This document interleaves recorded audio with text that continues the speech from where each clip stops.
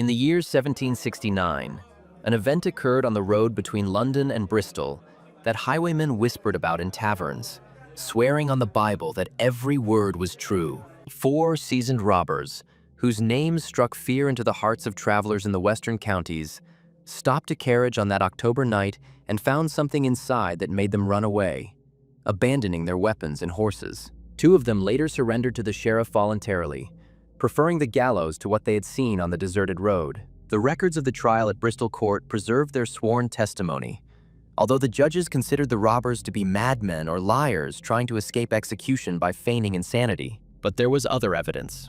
Peasants from the village of Chipping Sodbury found strange tracks on that road, and the local priest recorded in the parish book that several parishioners swore they had seen a carriage without a driver racing at night toward the ancient cemetery near the ruined abbey. The story began on October 23rd of that year, when 4 robbers lay in wait at a bend in the road 3 miles from Chipping Sodbury. The spot was chosen deliberately.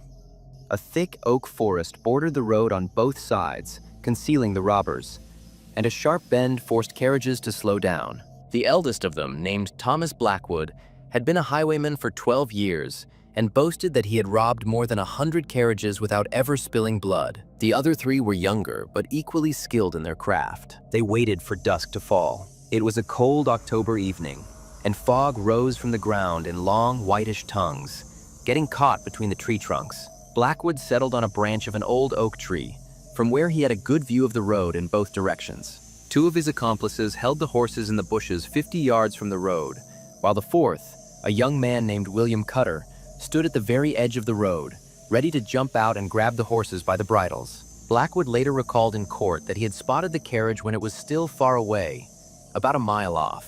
The light from the lanterns shone unusually brightly through the fog, even though it was a moonless and cloudy night. He climbed down from the tree, checked his pistols, both were loaded and cocked, and took up his position. His men got ready. The carriage was approaching slowly, unusually slowly for that road. Usually, coachmen tried to get through this section before dark, knowing about the robbers. But this one moved as if there was no need to hurry. The sound of hooves on hard ground was steady and monotonous, without the usual quickening when horses sense the presence of other animals or people. When the carriage entered the bend, Blackwood stepped onto the road, raising his pistol. Cotter jumped out from the other side, putting his hands up to stop the team. And then the first strange thing happened. The horses stopped instantly, without the usual resistance, without neighing, without trying to bolt to the side. They simply stood rooted to the spot, heads bowed, as if they had suddenly fallen asleep on the move. Blackwood shouted the traditional demand, "Purse or life?" But his voice sounded strangely muffled, as if the fog was absorbing the sound. Inside the carriage, there was no movement.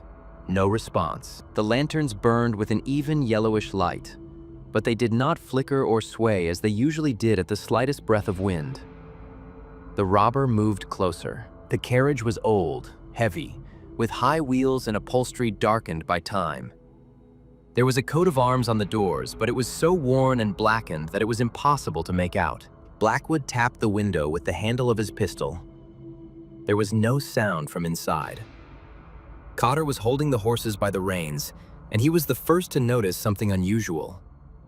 The animals were cold, not just cool from the evening air, but icy, as if they had been standing in the cold for several hours. Their fur was stiff to the touch, almost wooden. No steam rose from their nostrils, even though the night was cold enough for that. Cotter let go of the reins and backed away, muttering something. Blackwood walked around the carriage, peering into the windows. The curtains were drawn from the inside with heavy, dark fabric. He tried to open the door, but it wouldn't budge, as if locked from the inside. Then he rammed it with his shoulder, and the door swung open with a dry creak. What he saw inside made him recoil, dropping one of his pistols. On the driver's seat sat a figure in a black cloak and tricorn hat, but where the face should have been, only the bones of the skull were visible. The eye sockets were empty and blackened by the light of the lanterns. The jaw hung slightly, exposing yellow teeth. The skeleton's hands, covered with parchment-like skin, still held the reins, its bony fingers clenching the leather straps. Blackwood froze, unable to look away. The skeleton was dressed in old-fashioned clothes worn by coachmen 50 years ago. A doublet with brass buttons, worn leather gloves on bony hands, and high boots. A cloak hung from the bones, moth-eaten and worn in places. One of the bandits holding the horses in the bushes rode closer, asking what was going on. Blackwood did not answer, continuing to stare at the dead coachman. Then he forced himself to look inside the carriage. There were 4 passengers sitting there, 2 on one side, 2 on the other. They were all dressed in traveling costumes from the previous century. The men in wigs and doublets, the women in wide dresses and bonnets. They sat motionless, absolutely motionless, in positions that would have been uncomfortable for living people. Backs straight, hands folded on their knees, heads tilted slightly forward, and none of them had faces. Where features should have been, there was only a smooth surface, the color of old ivory, without a single detail. No eyes, no nose, no mouth, just ovals turned toward the door, as if looking at Blackwood, although they had nothing to look at. He backed away, dropping his second pistol. Cotter ran up to him, asking what was wrong, but Blackwood just shook his head, trying to speak but unable to find the words. Then the young robber looked into the carriage himself. The 4 men described what happened next in the same way, even though they were questioned separately. One of the faceless passengers, a man in a blue doublet sitting closest to the door, slowly turned his head toward Cotter. The movement was smooth, unnaturally smooth, without the jerks and stops that are characteristic of living beings. The head turned and turned until it was directed straight at the young robber, and then something began to happen on the smooth surface. First, shadows appeared, dark spots where the eyes should have been. Then hollows, deepening, becoming more and more pronounced. The mouth was marked by a thin line that began to widen, opening up and revealing the darkness inside. The nose appeared as a bony protrusion. The face was forming right before our eyes, sculpted by invisible hands from the smooth surface. But the features were irregular, distorted, as if someone who had never seen a human face was trying to recreate it from a verbal description. The eyes were at different heights. The mouth was too wide and curved in the wrong direction. The nose protruded at a strange angle. Cotter screamed, piercingly, hysterically, like children scream in nightmares. He turned and ran away from the carriage, stumbling over roots and stones, falling and getting up again.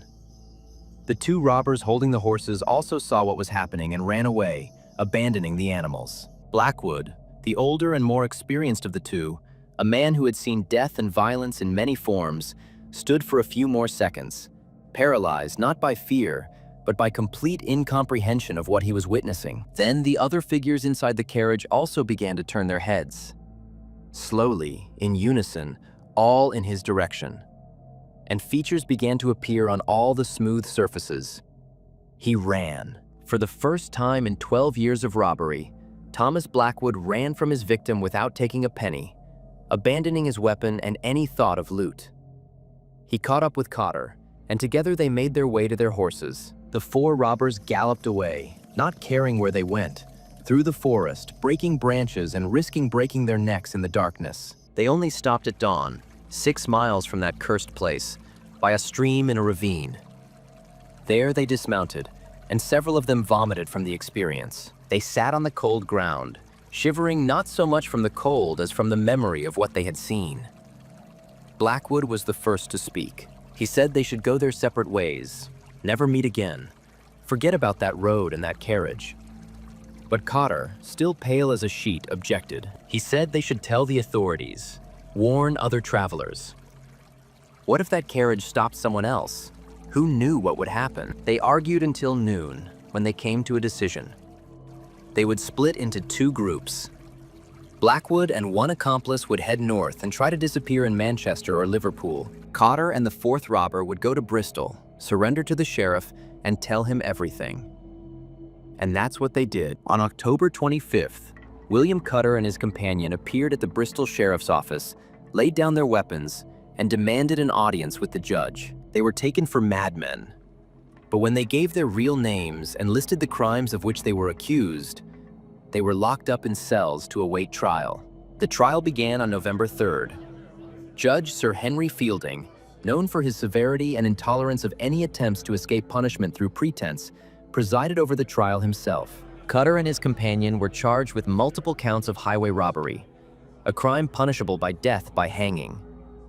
Their defense was unusual. They did not deny the crimes. On the contrary, they gave detailed accounts of each robbery, naming dates, places, and describing the victims. But when it came to the events of October 23rd, their story became strange. Cotter described the carriage, the skeleton of the coachman, and the faceless passengers with the same precision with which he described the usual robberies. He did not try to embellish the story or make it more dramatic. He spoke dryly, methodically, like a man giving testimony about a completely ordinary incident. It was this ordinariness of tone, as those present at the trial noted, that made the greatest impression.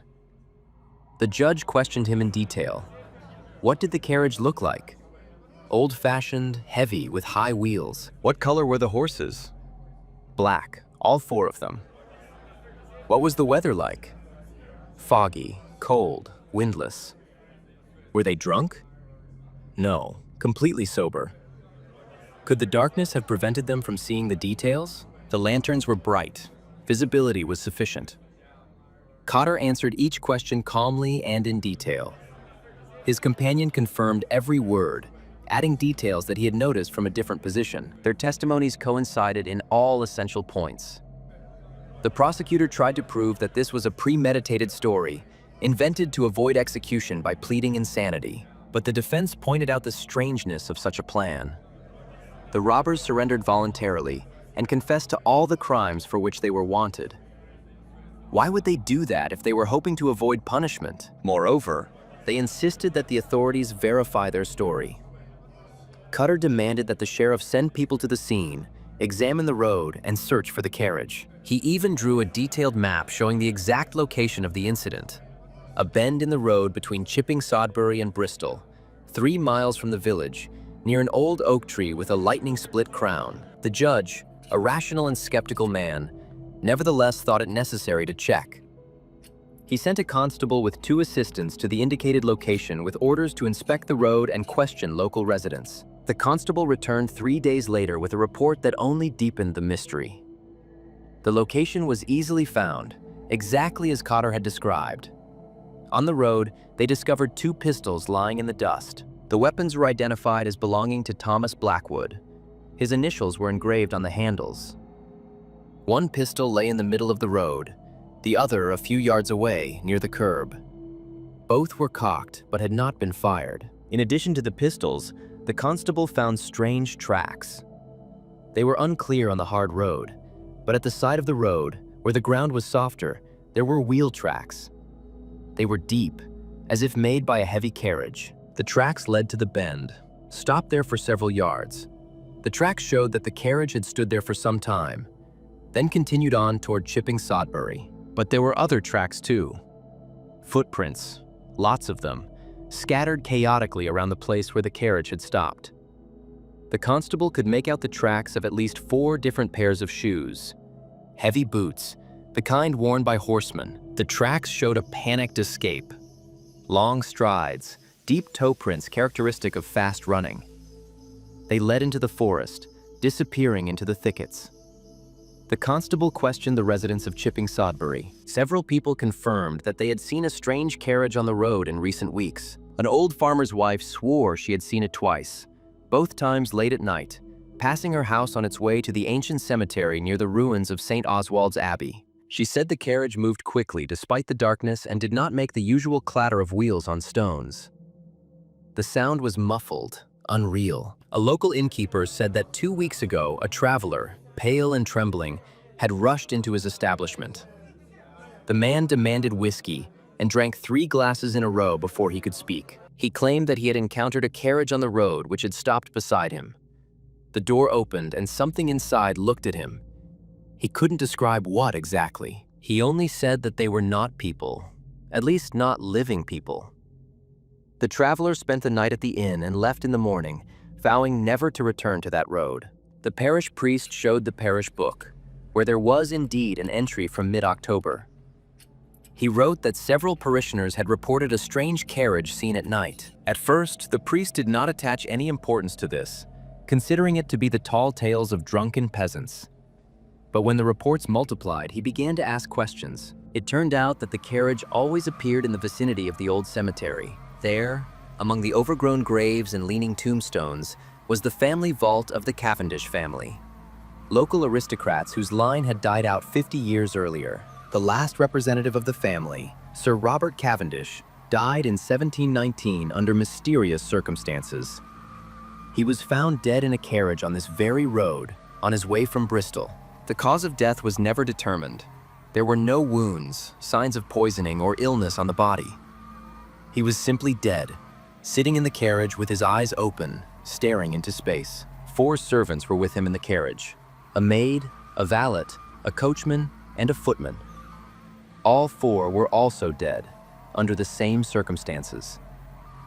5 corpses in a closed carriage, with no apparent cause of death. The coroner then ruled that the deaths were due to natural causes, although this explanation did not satisfy anyone.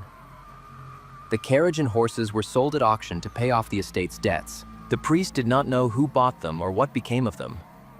But he noted that since then, and 50 years had passed, there had been periodic reports of a strange carriage seen on the road at night. The constable returned to Bristol with this information. The judge listened to the report, then resumed the hearing. He read out the testimony of the witnesses from Chipping Sodbury and showed the pistols that had been found. He then addressed the jury. He said that before the court stood 2 robbers who had confessed to numerous crimes. Their guilt was beyond doubt. The only question was whether they were of sound mind when they committed the crimes, and whether they were of sound mind now. Their story about the ghost carriage, the judge continued, could be a hallucination, the product of a sick imagination, an attempt to deceive, or even the truth. The court is not authorized to judge the existence of ghosts, but the court can judge whether the defendants sincerely believe what they are saying. The testimony of witnesses from Chipping Sodbury confirms that something unusual did indeed happen on that road. The discovery of pistols at the scene of the alleged incident confirms that the robbers were there. Their voluntary surrender and insistence on having their story verified speak to their sincerity. The judge announced a recess for the jury to deliberate. 2 hours later, they returned with a verdict: guilty on all counts of robbery. However, the jury also recommended clemency on the grounds that the defendants had clearly suffered mental trauma, which had caused them to repent and surrender. The judge sentenced both to death by hanging, but with a stay of execution pending a royal pardon. The pardon came a month later, with the death penalty replaced by life imprisonment in the colonies. Cutter and his companion were sent to New South Wales on a ship that sailed in January of the following year. As for Thomas Blackwood and the 4th robber, their trail was lost. Wanted posters were sent out all over England, but to no avail. Some said that they had left the country, sailing to America or Ireland.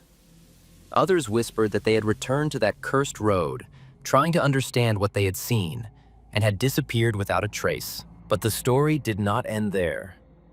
The authorities in Bristol, alarmed by the constable's testimony and report, decided to conduct a more thorough investigation. At the end of November 1769, 6 armed men, led by a dragoon captain, were sent to the site. They were ordered to patrol the road for a week, especially at night, and try to intercept the mysterious carriage if it appeared. The captain, a practical and brave man, a veteran of the Continental Wars, was skeptical about the task. He considered the whole story to be superstitious nonsense. But orders are orders. His detachment set up camp near the bend in the road and organized a system of sentries. 3 nights passed quietly. The patrols saw nothing unusual except the usual night travelers, farmers returning from the market, late merchants. On the 4th night, around 1 o'clock in the morning, the sentries noticed a light approaching from the north. The captain gathered his men and ordered them to prepare their weapons. They lined up across the road and waited. The light approached slowly. As it drew nearer, it became clear that it was a carriage lit by lanterns. When it was 50 yards away, the captain shouted the order to stop. The carriage did not respond and continued moving. He repeated the order, this time threatening to use his weapon. It was all to no avail. The captain ordered one of the soldiers to fire a warning shot into the air. The musket boomed, the echo rolling through the forest. The carriage stopped. Instantly, without slowing down, without transition, it moved and stopped. Now that it was close, the captain could see the details. The carriage was indeed old, the kind made half a century ago. The paint was peeling, the upholstery was worn. The horses stood completely still, not even twitching their ears. The captain slowly approached, keeping his pistol at the ready. His men followed, spreading out in a semicircle, covering each other. Their military training kicked in. They acted as if they were storming enemy positions. 20 yards away, the captain stopped. He called out, demanding that the passengers show themselves.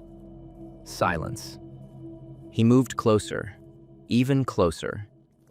Now he was 10 yards away. And then he saw the driver.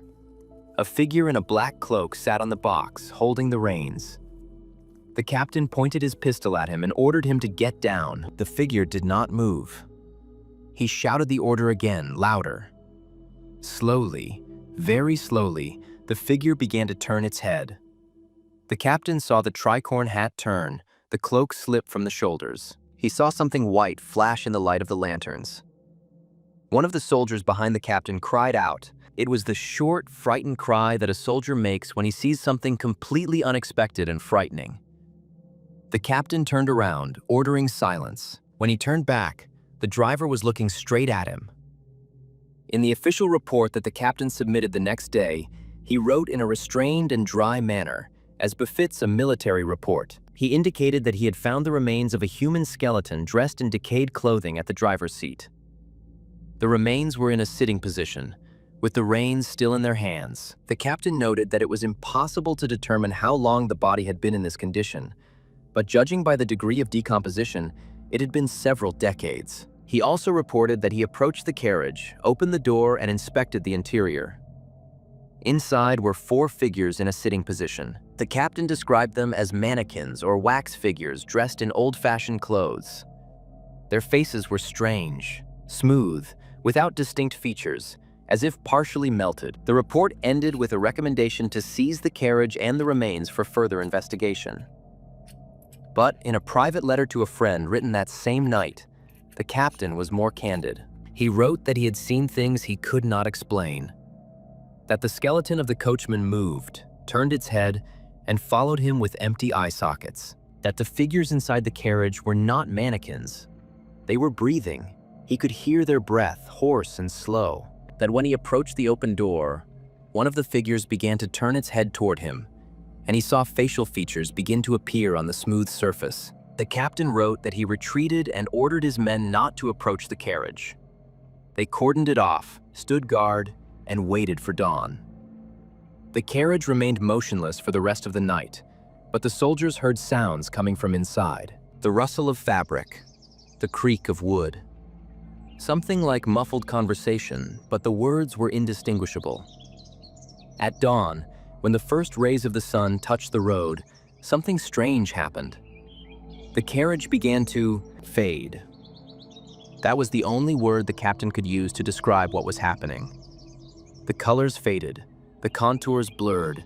The entire carriage became less and less material, more and more ghostly. The soldiers stood watching this phenomenon, not believing their eyes. In a few minutes, the carriage became translucent. Through it, one could see the road and the trees on the opposite side. The horses disappeared first, dissolving into the morning light. Then the carriage itself followed.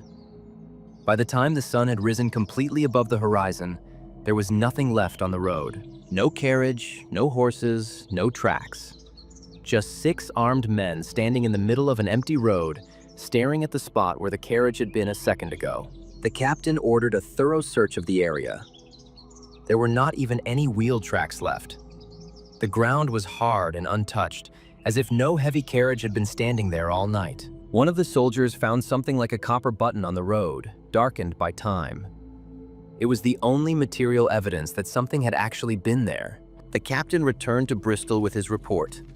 His report was met with disbelief. Senior officers accused him and his men of being drunk or asleep on duty, making up a story to justify themselves. But the captain insisted that every word was true. His soldiers, questioned separately, confirmed everything in the smallest detail. The case was referred to the High Command for review, an investigation was conducted, and numerous witnesses were interviewed. In the end, it was decided not to take further action. Officially, everything was attributed to mass hallucination, possibly caused by vapors from nearby swamps or the consumption of poor quality water. But a thick folder of documents remained in the archives of the Bristol court. The statements of the robbers, the reports of the constables, the reports of the military, and the testimonies of local residents. The documents were sealed and put into storage. The folder was labeled, "The Case of the Ghost Carriage," not for public viewing. The story became public knowledge, despite the authorities' attempts to keep it secret. Rumors spread, adding new details. By the spring of 1770, the carriage was known throughout Western England. The road between Chipping Sodbury and Bristol became deserted at night. Travelers began to avoid it, making a detour of several miles just to avoid passing through the cursed bend. Merchants demanded guarantees from carriers that their goods would be delivered by another route. The Postal Service changed the stagecoach schedule so that they would only pass through this place during daylight hours. Local authorities, concerned about the economic consequences, tried to combat the rumors. The sheriff personally drove along the road at night to show that there was nothing dangerous there. The priest performed a ceremony to consecrate the road and its surroundings. But superstition proved stronger. Over the next few years, there were new reports of encounters with the carriage. In the spring of 1770, a farmer from a nearby village swore that he had seen the carriage standing on the road early in the morning. He drove past, not daring to approach. The carriage stood motionless for about 10 minutes, then moved off and quickly disappeared into the fog. In the summer of that year, a group of Oxford students traveling through the county decided to test the legend. They spent the night at the bend in the road, waiting for the ghost to appear. Nothing happened, and the young people laughed at the superstitions of the locals. But on the way back to Oxford, their carriage overturned on level ground for no apparent reason. One student broke his leg, and 2 others were bruised. The drivers swore that the horses suddenly shied away from something on the road that he could not see. In the fall of 1770, an accident happened to the Reverend Jonathan Whitfield, a vicar from a neighboring parish. He was returning late in the evening after visiting a sick parishioner. On the road, his carriage collided with another vehicle. The Reverend got out to ascertain the circumstances of the accident and exchange details for compensation. No one got out of the other carriage. The Reverend approached and knocked on the door. There was no response from inside. He opened the door and looked inside. In his diary, found many years after his death, the Reverend described what he saw there that made him doubt everything he had taught his congregation. He wrote about faceless figures, about the presence of something that was neither alive nor dead, about the gaze that emanated from creatures that had no eyes, about the fear that gripped him, a man of faith who had never feared the devil or death. The Reverend slammed the door, returned to his carriage, and ordered the driver to drive on. They sped away, while the other carriage remained standing on the road. When the Reverend sent people to check the scene of the accident the next day, they found no traces of a collision. His own carriage was damaged, a broken axle, a split wheel, but there were no traces of the other carriage. After this incident, the Reverend changed. He became withdrawn, often spending time alone in prayer. In his sermons, he began to speak of things beyond human understanding, of mysteries that were better left undiscovered. Parishioners noticed that he avoided traveling on the roads at night and blessed every traveler especially warmly. By the end of the century, reports of the ghostly carriage became less frequent. The last documented sighting dates back to 1798, when a night mail coach, contrary to all rules, still passed through the cursed bend. Passengers reported seeing a strange light on the road ahead, but the stagecoach passed by without stopping, and nothing happened. Gradually, the story faded into local folklore. With the advent of new roads, improved lighting, and the growth of the county's population, mystical events ceased to frighten people as they had before. The road became safe again, and travelers stopped avoiding it. But the old-timers of Chipping Sodbury continued to tell visitors about the events of 1769 for a long time to come. About the robbers who surrendered to the authorities after encountering something worse than the gallows. About the soldiers who saw the carriage dissolve in the morning light. About a priest who stopped smiling after looking into the window of a ghostly carriage. In 1832, when the road was being widened, workers stumbled upon a strange discovery. Under an old oak tree, the one with the split crown, they found a burial site. It was shallow and had no gravestone. In the grave lay the remains of 4 people who had been buried at the same time. Among the remains were decayed clothing, several copper buttons, and the remains of leather boots. They also found 4 musket bullets, deformed as if they had been in a fire. An examination showed that the bones belonged to 3 men and 1 woman, all of whom died at approximately the age of 30 to 50. The cause of death could not be determined. There were no injuries on the bones. The remains were reburied in the parish ceremonies with proper ceremonies. The priest who performed the ceremony did not know the story of the ghost carriage. It had been almost forgotten by that time. But some of the elderly people present exchanged glances, remembering the stories of their grandfathers. One of the old women, who was over 80, approached the priest after the ceremony. She said that her grandfather had told her about a carriage that appeared on the road in his youth, about Sir Robert Cavendish's servants, who died with their master under mysterious circumstances, about how they were buried hastily and without ceremony because their deaths were strange, and the priest feared that it might be the plague or some other contagion. The old woman said that her grandfather believed that the souls of those people had not found peace because they had been buried in an inappropriate manner, that they continued to travel along the road, repeating their last journey over and over again, hoping to finally complete it and find peace. The priest listened to her story politely, but without much interest. He did not believe in ghosts and considered it all to be superstition. Nevertheless, he noted the circumstances of the discovery and reburial in the parish register, adding a brief summary of what the old woman had told him. After the reburial, there were indeed no more reports of the ghostly carriage. The road became completely ordinary, unremarkable. The old oak tree was cut down when the road was widened. The bends straightened out, becoming part of a straight modern road. The place lost all connection with its dark past. The old folder with documents is still kept in the Bristol archives. No one has read it for over a century. The papers have yellowed, the ink has faded, but the records remain. The testimonies of robbers who swore on the Bible to the truthfulness of their words. Reports from soldiers describing things that were beyond their professional experience. Testimonies from ordinary people who saw things that should not have existed. The story remained in local folklore as one of the many strange legends of Old England. A ghostly carriage with a dead driver and faceless passengers that rode at night, frightening travelers. A beautiful, eerie tale that no one really believes. But sometimes, on a deep autumn night, when the fog rises from the ground and covers the roads of Gloucestershire, the old men in the taverns of Chipping Sodbury tell the story of 1769, of 4 robbers who encountered something that made them renounce their life of crime, of soldiers who saw the material become ghostly, about a priest who looked where mortals should not look. And they advise travelers, if they happen to find themselves on the old road between Bristol and Chipping Sodbury late at night and see the lights of a carriage moving too smoothly and too quietly ahead of them, to stop, let it pass, and under no circumstances look into the windows, because some things are better left unseen. Some secrets are better left undiscovered. And deep in the forests of Gloucestershire, in an old cemetery near the ruins of St. Oswald's Abbey, among the overgrown graves, stands a crooked gravestone with an inscription that has almost been worn away.